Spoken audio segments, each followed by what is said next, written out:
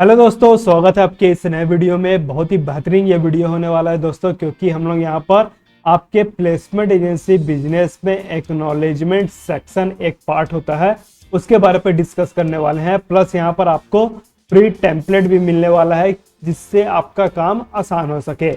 Actual पे दोस्तों ये वीडियो का पार्ट 2 है। पार्ट 1 पे हम लोगों ने डिस्कस कर चुके हैं इंटरव्यू लेटर स्ट्रेटेजी के बारे पे। अगर आपने ये वीडियो को नहीं देखा है तो सबसे पहले आप इस स्ट्रेटेजी को समझिए, इस वीडियो को देखिए, जिसका लिंक आपको आई बटन पे मिल जाएगा। डिस्क्रिप्शन से भी जाकर आप इस वीडियो को चेक जरूर करिए। उसके बाद ये जो सेकंड पार्ट का वीडियो है यहाँ पर आप आगे बढ़िए। इस वीडियो पे हम लोग 4 पॉइंट पे डिस्कस करने वाले हैं। पहला पॉइंट है वाई एक्नॉलेजमेंट। एक्नॉलेजमेंट का जो सेक्शन है आपके प्लेसमेंट एजेंसी में क्यों होना चाहिए ये आपको पता चलेगा। 4 पॉइंट यहाँ पर हम लोग डिस्कस करेंगे। एक्नॉलेजमेंट सेक्शन में कौन कौन से पार्ट्स होने चाहिए, क्या क्या चीजें आपको मेंशन करनी चाहिए, वो 8 पॉइंट है, उसको हम यहाँ पर डिस्कस करेंगे। थर्ड पॉइंट पे मैं आपको बताऊंगा कि जो टेम्पलेट है उसका एक्सेस आप कैसे ले सकते हैं, उसको डाउनलोड आप कैसे कर सकते हैं। लास्ट पे हमारा एक्शन स्टेप रहेगा, जैसा कि ज्यादातर वीडियो पे रहता है। हम लोग बात कर रहे हैं दोस्तों इंटरव्यू लेटर स्ट्रेटेजी के बारे पे, जहां पर हम लोग आपको फ्री टेम्पलेट दे रहे हैं। जब आप अपने कैंडिडेट को इंटरव्यू लेटर प्रोवाइड करेंगे उसका फ्री टेम्पलेट आपको यहाँ पर मिलने वाला है। और ये बात हो रही है दोस्तों प्लेसमेंट एजेंसी बिजनेस को ग्रो कैसे करना है उस चीज के बारे पे। तो ये जो पूरा कॉन्सेप्ट है, पूरा स्ट्रेटेजी है, उसको समझने की कोशिश करिएगा। लास्ट तक बने रहिए दोस्तों इस वीडियो पे। फिर बढ़ते हैं हम लोग आगे।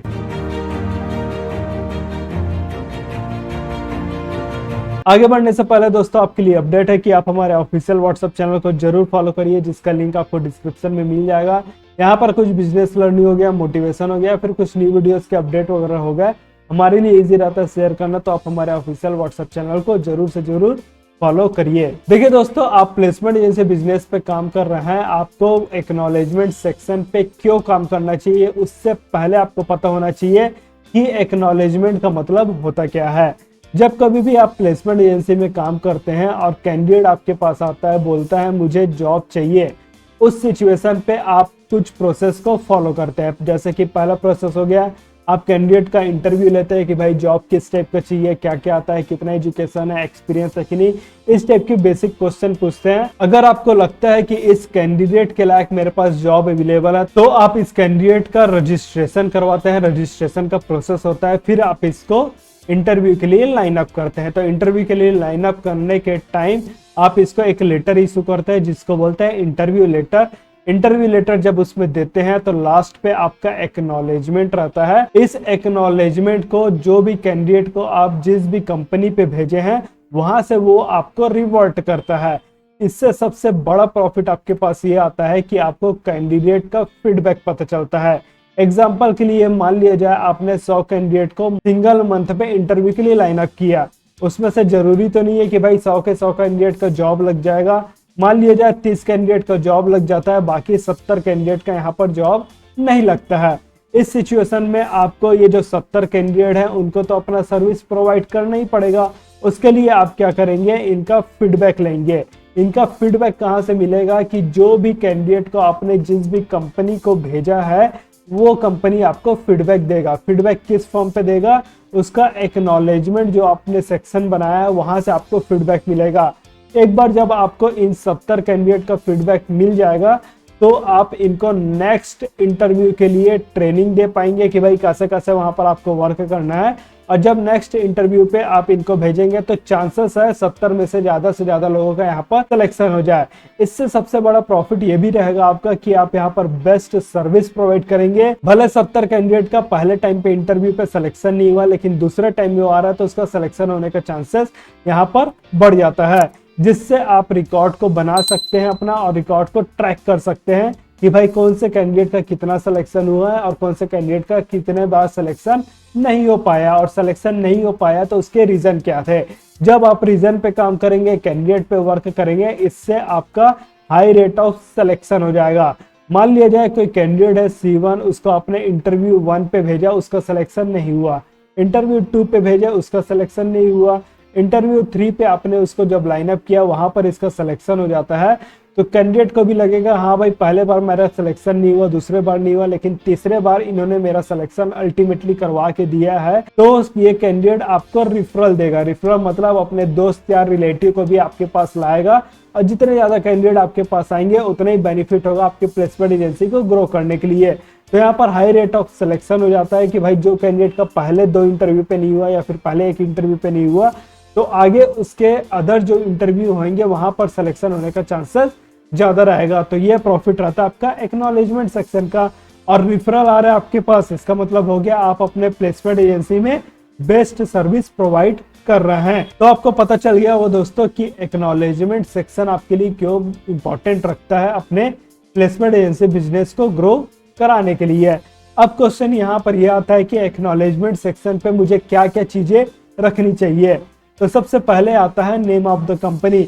जो भी कंपनी पे आप इंटरव्यू के लिए लाइन अप कर रहे हैं उसका आपका नेम होना चाहिए इस एक्नॉलेजमेंट सेक्शन में। दूसरा पॉइंट यहाँ पर आता है नेम ऑफ द कैंडिडेट। किस कैंडिडेट को आप इंटरव्यू के लिए भेज रहे हैं उस कैंडिडेट का नाम आना चाहिए। उसके बाद आता है कैंडिडेट का डेजिग्नेशन। जो भी कैंडिडेट को आप इंटरव्यू के लिए भेज रहे हैं तो उसका पोस्ट क्या है, मतलब किस पोस्ट के लिए आप इंटरव्यू के लिए लाइन अप किए हैं। Any suggestion for the candidate. मान लिया जाए आपने कोई कैंडिडेट C1 को कोई कंपनी पे भेजा है, तो कई बार सिचुएशन ये भी होता है कि ये कैंडिडेट थोड़ा फेक टाइप का काम करता है, या फिर कैंडिडेट उतना स्किल नहीं रहता, या फिर कोई भी अदर कारण रहता है जिसके कारण कैंडिडेट का सिलेक्शन नहीं हो पाता। उस सिचुएशन पे आप कंपनी को एक ऑप्शन देते हैं कि जो भी कैंडिडेट हम लोगों ने भेजे हैं जिस भी नाम से, उस कैंडिडेट के बारे पे आपका क्या ओपिनियन है। तो वहां पर एक सेक्शन ये भी रहता है कि any suggestion for the candidate. Next point आता है आपका any suggestion for the consultancy. हम लोग यहाँ पर आपको बेस्ट सर्विस प्रोवाइड करने की कोशिश कर रहे हैं, लेकिन कई बार जो कैंडिडेट हम लोग भेजे रहते हैं वो आपके अप्रोप्रिएट नहीं हो पाता। उस सिचुएशन पे आपको कंसल्टेंसी को भी एक ओपिनियन देना चाहिए कि आप हमको किस टाइप के कैंडिडेट भेज रहे हैं, या फिर अच्छा कैंडिडेट भी भेज रहे हैं। तो वहां पर भी कंपनी के पास ऑप्शन रहता है कि वो आपको एक फीडबैक दे। जो भी फीडबैक आ रहा है आपका कैंडिडेट साइड से भी, आपके कंसल्टेंसी साइड से भी, दोनों ही सिचुएशन पे आप अपने सर्विस को इम्प्रूवमेंट यहाँ पर कर सकते हैं। आपने जिस भी कैंडिडेट को इंटरव्यू के लिए भेजा है उसका सिलेक्शन हुआ है कि नहीं हुआ है ये आपको पता चलेगा। या फिर कई बार कंपनी बोलती है कि हम आपको होल्ड पे रखे हैं, थोड़ा हमारा इंटरव्यू का प्रोसेस हो जाए उसके बाद हम आपको लाइन अप करेंगे। तो ये भी एक पॉइंट रहेगा आपका डिसीजन फॉर सिलेक्शन। अगर मान लिया जाए कैंडिडेट का सिलेक्शन नहीं हुआ है, वो रिजेक्ट हो गया है, तो उसका कारण क्या था। सैलरी एक्सपेक्टेशन उसका ज्यादा था, या फिर उसका एक्सपीरियंस नहीं है। इसके अलावा और भी कारण हो सकते हैं, वो डिपेंड करता है जो भी कंपनी उसका इंटरव्यू ले रही है उसके बिहाफ पे। 8वां पॉइंट यहाँ पर आता है इंटरव्यू टेकन बाय, कि भाई वो जो कैंडिडेट आपके पास गया है उसका इंटरव्यू किसने लिया है, ये आपको पता होना चाहिए। फ्यूचर पे जब कभी भी आपको उस कैंडिडेट का रिकॉर्ड देखना होगा, उस कैंडिडेट को ट्रैक करना होगा, तो आपको पता रहेगा कि मैंने इस कंपनी पे भेजा था, तो इस कंपनी पे इस पर्सन ने इसका इंटरव्यू लिया था, ये आपके पास पता होना चाहिए। तो ये होता है पूरा आपका इंटरव्यू लेटर। अगर मैं इंटरव्यू लेटर आपको दिखाऊं तो ये रहा आपका इंटरव्यू लेटर। यहाँ पर आप देख सकते हैं आपका प्लेसमेंट एजेंसी का नाम रहेगा, फुल एड्रेस आ गया, मोबाइल नंबर, ईमेल आईडी जैसा कि आपका होगा। विजिट, अगर वेबसाइट है तो यहाँ पर विजिट ले सकते हैं। यहाँ पर हेडिंग आ जाएगा, यहाँ पर आपका लोगो और टैगलाइन आपका बना हुआ तो ये आ जाएगा। काइंडली अटेंशन में आप जो भी कंपनी पे आप कैंडिडेट को भेज रहे हैं उसका डिटेल आ जाएगा।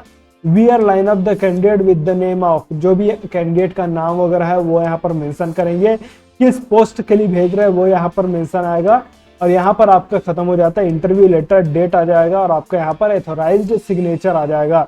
एक्नॉलेजमेंट में आप कंपनी को बोलते हैं कि भाई ये चीज आप आपको फिल करके दीजिए।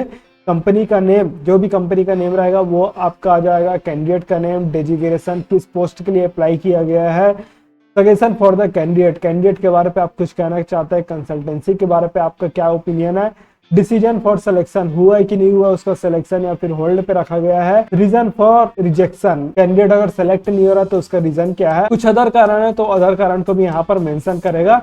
इंटरव्यू टेकन बाय, इंटरव्यू कौन लिया है ये आपको पता होना चाहिए। यहाँ पर कंपनी का सील एंड सिग्नेचर आ जाएगा, डेट आ जाएगा, और ये जो एक्नॉलेजमेंट सेक्शन है वो यहाँ से आपका टीयर हो जाएगा। टीयर मतलब उसको फाड़ के 2 पार्ट डिवाइड करके आपको रिवर्ट कर दिया जाएगा, चाहे व्हाट्सएप के थ्रू या फिर वो कैंडिडेट के थ्रू आपके पास वापस आ जाएगा। तो ये आपका एक्नॉलेजमेंट सेक्शन है। ये पूरा टेम्पलेट आपको कैसे मिलेगा, उसके लिए आपका ये पॉइंट आता है how to get template. Template पाने के लिए आपको इस वीडियो के डिस्क्रिप्शन पे एक गूगल फॉर्म का लिंक मिलेगा। इस फॉर्म को जैसे ही फिल करेंगे वैसे ही आपके ईमेल पे ये टेम्पलेट मेल हो जाएगा। अगर आपने प्रीवियस पे गूगल फॉर्म फिल कर चुका है तो आपको दोबारा फिल करने की जरूरत नहीं है, आपको हमारे तरफ से मेल आ जाएगा। वहां पर ये जो टेम्पलेट है आपको फ्री ऑफ कॉस्ट प्रोवाइड कर दी जाएगी। तो जो गूगल फॉर्म है उस फॉर्म को फिल करिएगा और अपना ईमेल चेक करिएगा, वहां पर आपको ये टेम्पलेट का एक्सेस मिल जाएगा। अब आता है दोस्तों आपके लिए एक्शन स्टेप। एक्शन स्टेप है कि वॉच प्रीवियस वीडियो, जो फर्स्ट पार्ट का वीडियो है उसको जरूर देखिएगा। गेट योर फ्री टेम्पलेट, जो गूगल फॉर्म है उसको फिल करिए और अपने ईमेल पे जो टेम्पलेट है उसका एक्सेस पाइए। स्टार्ट एंड ग्रो करिए अपना प्लेसमेंट एजेंसी का बिजनेस। कुछ डाउट है दोस्तों तो कमेंट करके बताइए। वीडियो पसंद आया तो लाइक करिए, वीडियो को शेयर भी करिए जिससे दूसरे भी लोगों को इससे हेल्प हो सके। इस वीडियो में बस इतना ही दोस्तों, फिर मिलते हैं हम आपको नेक्स्ट वीडियो पे। तब तक के लिए take care and thanks for watching.